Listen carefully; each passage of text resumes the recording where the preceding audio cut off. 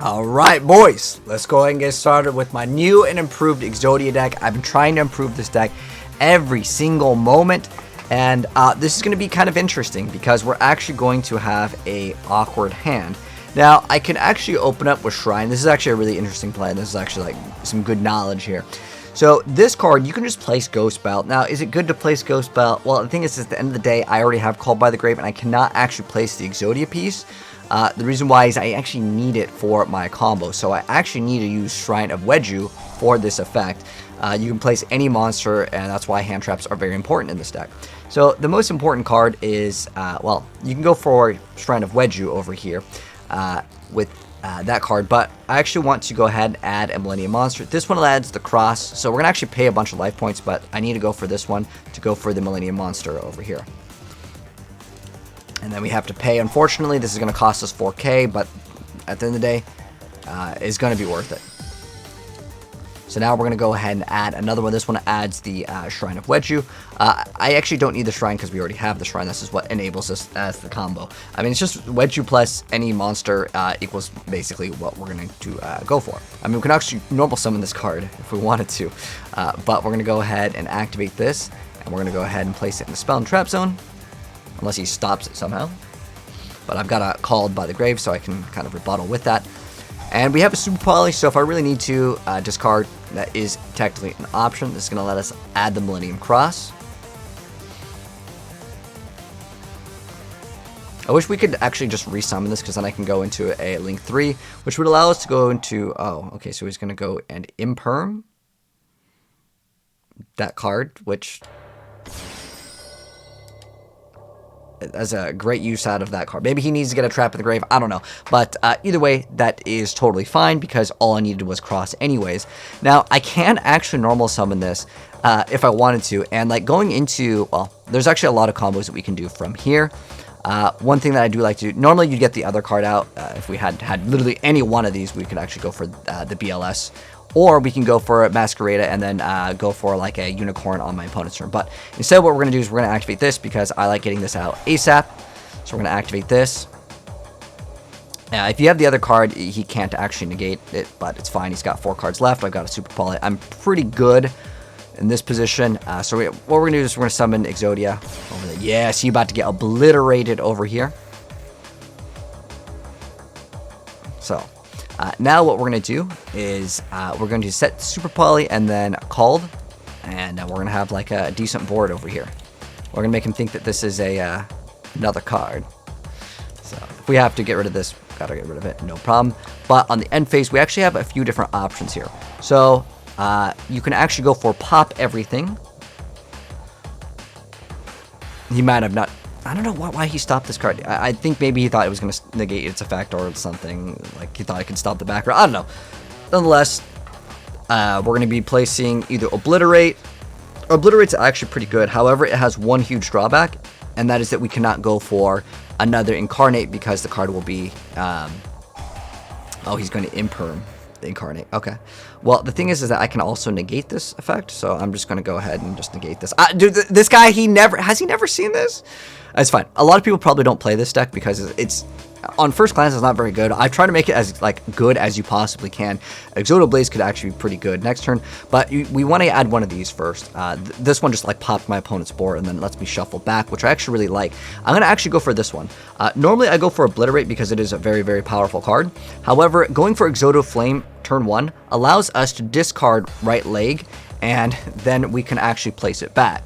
So basically, as soon as one play is made that I don't like, well, if he activates any spell, he just basically went -2 for this. I don't know. So he's going to go ahead and try to add 4 lower Cybers. Now, do I want to Super Poly that? Probably not. I don't even know what the heck he's playing. But either way, it's probably not going to be something that I'm worried about. The reason why I'm saying, oh, it's Salad. You know what card's pretty good if you do side deck against it? There are some good Super Poly targets for Salad, but nonetheless, I'm not really too worried about it at all. So he's going to add a Sanctuary card. He already went for his normal, and he's going to go for Sanctuary, and if it will be destroyed by battle by card effect, he can banish from his graveyard instead. The thing is that if we just get rid of this, like, it's this deck is so easy, man. I'm just going to go ahead. I could just pop his whole board. Yeah, I would not want him to have that. So, I mean, you can add your thing. I don't care, man. I'm just going to go ahead and pop everything right now with this while I can. Because thing is this goes away. I doubt he plays a kaiju. But we're going to go ahead and activate that. And he just loses his whole board. You can add that sanctuary to just no problem. Then he's going to go ahead and activate Gazelle.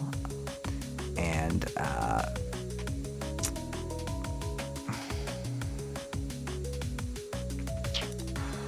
be fine. So we're going to go for Super Poly. The thing that is with EXODIA Flame is you have to control a 10 or higher, which is literally this target, or like the, what is it? Is it Legendary Incarnate? Which is the one that's gains like 1,000 per. Spinny. Alright, so go ahead. Just see you later. See ya.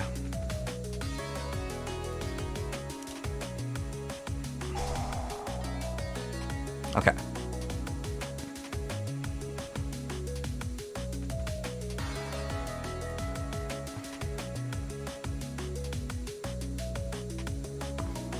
I think he like kind of was like maybe bad because he went like -2. Dude, he literally wasted 2 imperms. Had he used imperm though on my turn, I would have just negated it anyways. So it's really not the big of a deal. Oh, he's gonna go for that. Special summon it. Oh, finally we get to use this effect. All right, so we're just gonna go ahead and say no to that. And then we still have Super Poly as another disruption here. And remember, if he destroys any of these, we get to place them back and then resummon them basically. But there is one thing now. You have to be careful if you are actually going to go commit to the Exodia, like discard. But since we like kind of just use EXODIA Flame a little bit earlier, well, the reason why I wanted to use it earlier, oh, he's got another sign up mining. Okay, so that's fine. Okay, so oh, he discarded Sanctuary, so that's fine. He can add a level 4 or lower. Cybers. We'll see where this play goes on, but either way, Super Poly will seal the deal. Then we can reset the leg over here. Does he have 2? No, he has 1. Okay. 10 out of 10 plays. Dude, Salamangreat is not that bad of a deck, right, Cap? I think he just wasted the card. That was just like the main problem. Wasting the Imperm was a big nope. Oh, okay, so he's going for that. Okay. At some point, we gotta hit him up with this. Sure, you go for it.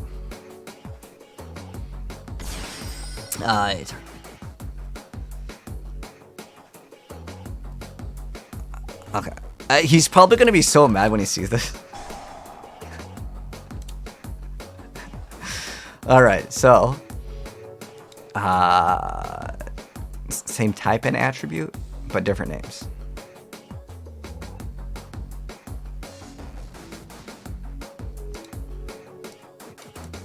Oh, hey.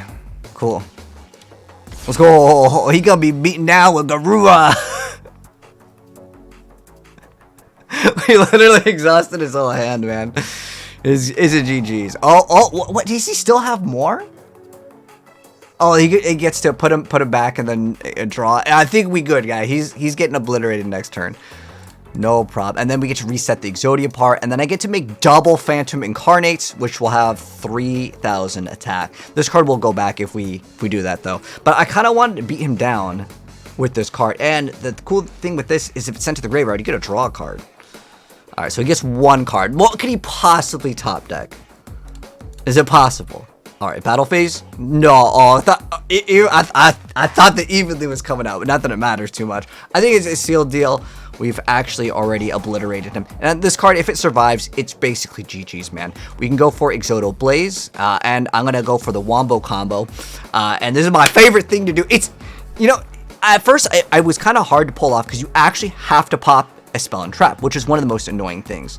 So we actually have a couple different things that we can activate here. This has to activate, and what it does is we can also chain this over here.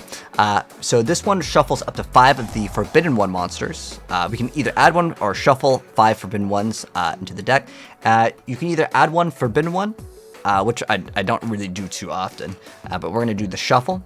You can also add one of the cards. It's like a level 10 Exodia. You summon it and it would shuffle all the cards already. So that is another option, but it is a monster effect and it can be stopped. So I'd rather shuffle just the one leg, and we actually need it in that location, and we do not want to go ahead and negate that, so we're going to be good on that. So this is what we're going to do. We're going to put the leg back, just one of the parts, and if you happen to have multiple and you discard it, then also another option here. So Exodia Blaze, you'll see that we can go ahead and activate this. Now, in order to actually successfully get off the effect, this is actually important. So if I wanted to, we could get some other bonus effects, but I just want to one-shot him before he like leaves the game, because that's very, very common in Yu-Gi-Oh! To, have the rage quit arenas. So what we can do is we're going to set this. You have to pop a back row. You cannot just pop Shrine of Wedju, which is like the dumbest thing ever. You could also use these cards to go ahead and do it as well. I'm just going to activate this again. I just don't want him to rage quit arena right now. So we're going to go ahead and activate that, and we're going to go ahead and place all of the Exodia pieces, and you can see it's going to be a GG. And then also, since we didn't summon this turn, I like making this card a lot. It's one of my favorite cards to make in this, because you guys know I love this card so much. And now it's Link Summon with a 7 or higher, and we got to go ahead and absolutely obliterate him with the Exodia. That's why I love this deck. I think he made a lot of bad plays, but we can also gain extra attack. We can activate this. Now, is it smart to do it? Probably not, because if he had some other effect. But you can see 11,500, and we had another bonus boss monster if things went wrong.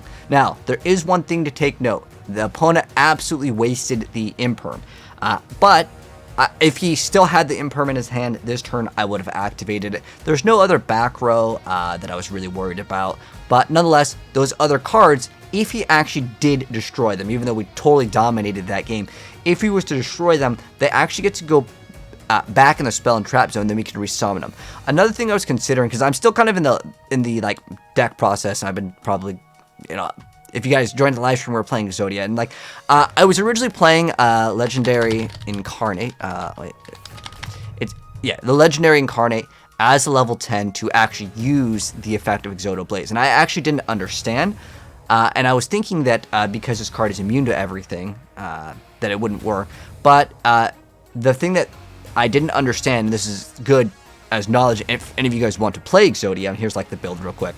I'm going to be making some modifications to it. But this card over here is very important, that you actually have to destroy a back row, which can include these if you activate their effects, because if they go back with the Shrine of Wedju, because this kind of protects it, makes them kind of like Crystal Beast when they're destroyed, you put them in the back. You can pop them and then get the effect. Originally I was playing like a bunch of copies of Obliterate, but instead of the turn 1 play of going for Exodia Flame, you can actually go for Obliterate. But there is one huge downside if you go for Obliterate, which is that the monster's in the grave and you cannot put it back. So I just have one copy of Exodia Flame. Was considering playing more copies. Also, what I considered was turn 1 using Book of Eclipse or Grand Horn of Heaven. Grand Horn of Heaven actually forces your opponent to actually end their main phase, going straight to main phase 2, basically. Like, well, unless they have monsters. So if your opponent starts their turn and they just do anything, you just instant Grand Horn of Heaven, they draw the card, and then they just go to main phase 2, and they can't really get over this card because it can't be destroyed by card effects, and obviously they're not going to be destroying it by battle. The common thing is to negate this card's effect via some sort of method, and then they just attack over it. Now the thing is that Exodia Blaze will actually make it so it does gain those effects, where it gains it. Where's he at? So if they do negate this card's effects, that is something you have to also take into consideration. But I really like, there's a lot of combos that I'll talk about and show you guys. I made this deck so much better because, like I said before, I was relying on this as the win condition, but actually having these cards is pretty good. I mean, 2750 and another 2000 attacker. It's not too bad, and what I've been doing is just moving all the annoying stuff out of the way with like Super Poly. It's a great card. Also, I've been really enjoying this card, and you can bait your opponent by activating one of these cards. Your opponent negates the effect of said card, and then you just Shrine of Wedju, place the card anyways. There's a lot of really cool things that you can do with this deck. By the way, Magical Mallet is an absolute must with this deck, because again, you have to play the 5 bricks of Exodia. But anyways, here's like a better gameplay of the combo and the whole mindset of like what I plan to do. This card, by the way, is so good because unfortunately DD Crow is in like everyone's deck now, even the main deck.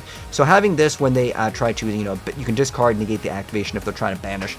This card is a absolute must at 3 for this deck. But anyways, We'll do more Exodia, like live raw gameplays in the future, but yeah, it's just kind of a sneak peek at what I've been cooking up and kind of what I've been enjoying trying to make a little bit more viable. But anyways, hopefully you guys enjoyed the gameplay and the little deck profile here. If you did, drop a like if you're new here.